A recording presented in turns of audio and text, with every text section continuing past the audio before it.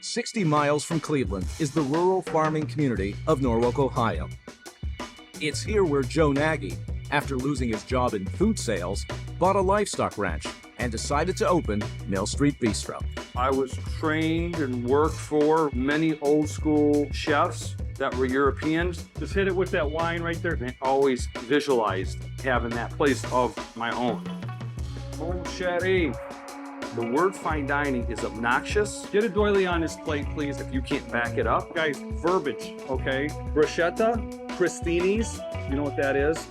But I know that I have what it takes to do it. Joe is in denial. This is not a fine dining restaurant. Who do you think you're talking to? This is the finest of the finest. What he tells us every day is he is the best fucking restaurant from New York to LA. I would put this restaurant up against anyone because the passion. Really, we are mediocre at best. The food here is exceptional. It's fresh, sustainable, and local. We really are from farm to fork. That's why our food is the best by far. He's always playing up the quality of the food. We made that sauce from scratch. And I know most of our stuff is frozen. There are corners that are cut. For example, the steaks come from a wholesale food club. Looks good, looks good. They turn brown, they start smelling. I'm like, I would not eat that. When I think about Joe, I think of an arrogant, selfish jerk. Quit asking all these arbitrary questions to these customers. Get the ice, cool it down. He talks down to people. Is there enough bread for dinner right now, or do you want me to do that part of the thinking too?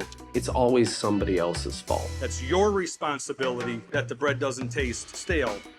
He makes it very unbearable to even be here.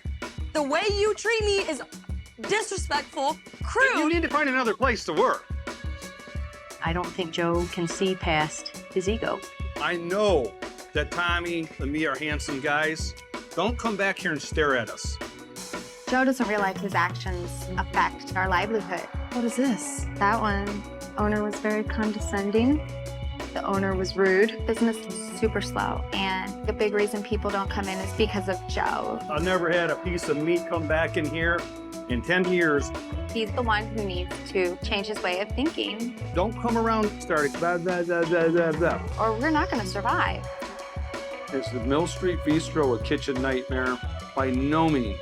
We're not a kitchen nightmare when it comes to cleanliness, functionality. Are we a kitchen nightmare because we have no asses in the seats? Yes. Yes.